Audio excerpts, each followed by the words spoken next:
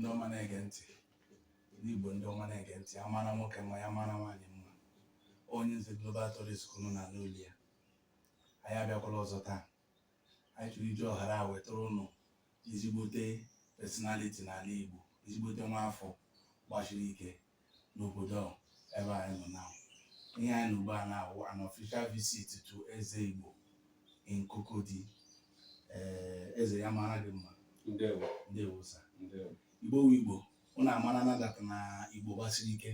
Ebe ọbụla anyị nọ, anyị na-emesi ihe ike, and anyị nwekwara n'ezigbo aha nke wụdata na ya ga-emeghara aha anyị. Ụnụ amara na omenala Igbo na-aga n'usoro ya n'ihe otu o kwesịrị isi adị. Ugbu a anyị nọ na Palace of Eze Igbo na Cocody. Eze Igbo na Cocody ga-akọwara anyị otu o siri nọrọ na omenala ndị nke ọ ga-eme. Anyị na-abanye na ịwa ọjị Igbo wụ omenala ejiri mara Igbo. Eze, ndewo sir. Ndewo. Biko, can you give us kọwatụrụ anyị onye Igbo ọfụma? Onye Eze Global, Baba. ndewo. Ndewo nna m. Asị m ka gị ebe ọ dị ukwuu. Ebe ọ na inwe taịm na-awagharị na mba dị iche n'iche ka ị warara ka ndị Igbo na ya na-emekwa ihe ha ji bụrụ ndị Igbo. Ana m asị gị ndewo. Nnọọ. Onye dị na ya na-ekwu okwu bụ High Chief Ifeanyi Igbo Akụ Enwebe n'Izọgụ, Ikemba na ụmụaka Agụmba anọ. Ọkwa mụnwa bụkwa Eze Igbo na Cocody Common dị na Ivory Coast. Ụmụnụ na-akpọ ya Ivory Coast. A na-akpọzi Cote d'Ivoire. So mụnwa bụ onye Eze Igbo na Commune a na-akpọ Cocody na Cote d'Ivoire. Ọ na Palace nke nọ.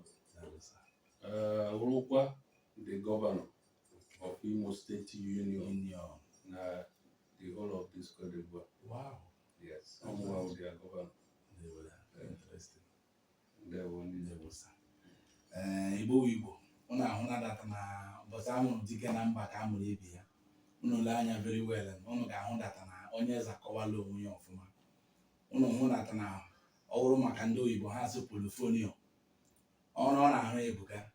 Onye nwawo the governor of Imo State Union, and ya nwere onwe ya ụgwọ eze ndị Igbo na Cocody Commune, and ụrụkwana ofu nwa afọ gbachiri ike n'ihe a na-eme n'obodo a. Eze ya mara gị mma. Ndewo sir. Anyị nọ na palace gị ka ị meere anyị omenala ịwa ọjị Igbo nke usoro ejiri mara anyị. Onye kwuru bịa taa n'eze. Ndewo sir. Ị na-anya na ọkpama na anyị ga-ahụ ma nzumedo aja niile zuru ya mgbe ọsọ ọjị wite ọjị. Ịma na o nwere ihe a na-adị ekwuwe na-ewepụta ọjị. Aga m ekwupụ okpu. Ihe ndị ekwupụ okpu a bụ nọọ onye kachasị ihe niile ka a na-akpọ, which is Chukwu Okike Abịam. And agaghị m na-akpọpụ Chukwu Okike Abịam bụrụ okwu n'isi. Ịma na achị na mba ọkwa mba na-achị na olu n'olu, mana onwe onye amara ihe dị mma. Iche ịba n'ụlọ ụka ya asịrị kwupụ okpu, adịghị okpu aba n'ụlọ ụka pema. Ozi abịazi ịkpọkụ Chukwu Okike Abịam ekwurukwa m okwu asị onye eze mba. Aga m akpọpụrụ ya ogodiri ya. Ọ ya mere ndị ekwupụ okwu. Chukwu Okike Abịam, onye nọ n'ala ihe dị n'elu, onye ike niile dị n'aka ya. Ana m asị gị bịa n'ọjị a nji.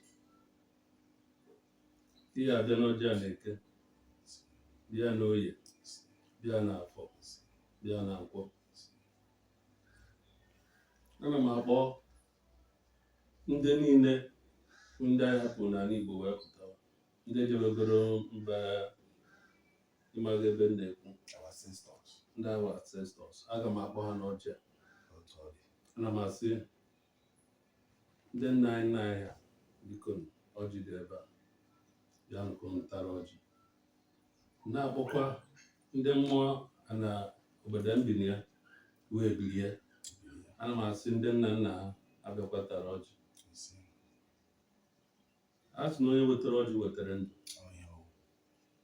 ọjị bụ ihe ndị Igbo ji akpọku Olisa pụrụ igwe bụrụkwana ihe ndị Igbo ji emekwa nwanne na nwanne ọsị bata be mmadụ onye beghị ọjị mmadụ ọkọsibeghị nnọọ so wee na-akpọku Chukwu oke abịa ma sị ya biko na ọjị anyị ga-ata ya anyị ga-atata ndụ tata arụ isi ike tata ihe enwe enwe wee na-akpọkwa Chukwu oke abịa ma sị ya biko anyị bụ ndị nọ n'Izrel amasị ya na-edube anyị na-eje n'abata ndị ọjọọ ama mfụ anyị ọ na-eme n'ihu anyị nọ n'azụ ọ na-eme n'azụ anyị anọrọ n'ihu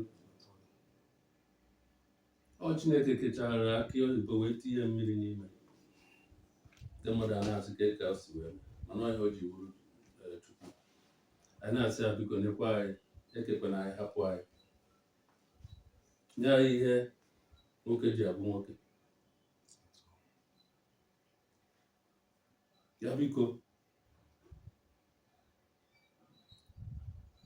ụwa anyị nọ n'ime ya owu obere ipe mana ọ bụrụ na iwu jiri eziokwu mana ị ga na-aga anyị na-asị ya biko ngwa anyị ji akwa nke dị mma ya akwakwa na anyị si ebe bere obodo bere nke si n'ibi ya ya ebe ya si n'ihe ebe oye ego ọ sịkwa na oye ebe ma na nkụ ya akwakwa ya awa na-asị onye ọbụla na-echere anyị ihe ọjọọ ya na ihe hurukwa ebe ahụ ọ na-eche onwe onye anyị na-echere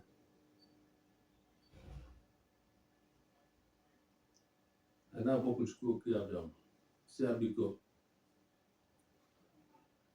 ndị Igbo niile nọ na Cote d'Ivoire ekpere ka a na-ekpe n'isi ha si ya na ọ ga-adịrị ha na mma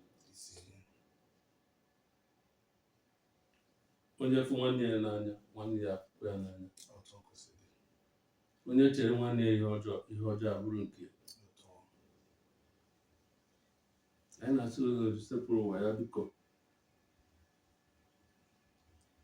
anyị enwetago ego anyị ji eri nri mana ihe a na-asịzi anyị ozi anyị nnukwu ego ka eji egbo mkpa bikọs enweta nnukwu ego inwe ike igbo mkpa onye ije ihe enweta nnukwu ego onye kamera mmadụ gị ọ ya enweta nnukwu ego akpọrọ m ahịa na-anọ ndị Igbo ji ede ebu kpọkwukwa mgbe ndị Igbo ji eri ji ọ ya bịakwa n'ọjị a ọhịa ndị Igbo ji agba na-asị Olisa ụwa ya biko ọ mmadụ ka anyị ya bụ ọjị mgbe ụfọdụ anyị na-eme anyị eme wee na-asị ebe esi eme ya gbaghara anyị ọchụ ọkọ ọ dagide nwa ọkọ ewerekwa nwe ọsọ okirikiri ka a na-agba ukwu ose adịghị elu onye ọbụla ji Chukwu oke abịa ma wee hiri isi o nwere ihe na-eme ana m asị ngọchakwa anyị ma agụkwa ma na anyị bụ Naijiria ana m ewekwa na Naijiria si Olisa pụrụ ụwa ya biko ya doziere anyị obodo ahụ anyị nwajere mba ọnụnụ anyị na-agụ anyị ya doziere anyị obodo anyị batana ịṅụ mmiri tọgbọ iko ihe a na-eme n'ala Igbo ana m asị onye ọbụla butere ya ọ mara ebe o si dọọ ya gaghachikwa di ya ana Igbo ọ na-awa ya nọrọ dịka ụta kịta epụtazie enweghị ike isi ebe a jee ebe a wee bụrụ ka o si wee gaa anyị na-asị Chukwu oke abịa biko anyị na-akpọ anyị chọrọ udo n'ala Igbo ana m agụ n'isi ndị eze niile nọ n'ala Igbo ya nye ha mmụọ eji achọ ọchịchị nye ha amamihe eji achụ ọchịchị because ọchịchị adịghị izi ka ha wee na-atụpụta ezigbote amụma ana Igbo ga-eji aga n'ihu. Ka m na-agụkwa n'isi a ka m na-agụkwa n'isi ndị niile bụ ndị eze nọ na diaspora. Ihe anyị nọ ebe a bụ omenala Igbo ka anyị ji asị ka ọ na-aga n'ihu, ọ ya echekwaba anyị. Ịma na ejide ọjị n'aka isi ka ịgọgide chi ga-eji, mana ihe mere na m akpọkugo Chukwuoke abịa sị ya biko ya gọzie ọjị a ka anyị taa ya tata anyị isi ike na ọganihu. Aha Chukwuoke abịa ise oge ehili bụ onye ọbụla na-aga ije, onye ọbụla na-anaghị ọfụma ọ ga-esocha hilo ya ya mara gị mma onye eze zoro izi. Igbo na-ahụnanụ na ihe ọbụla bụ isi omenala oji ka a na-eji ebido ya. Enwekwara mgbe ọbụla anyị ga-eme ihe na-awụghị agbazuru agbazu. M tụpụrụ ndị nwanyị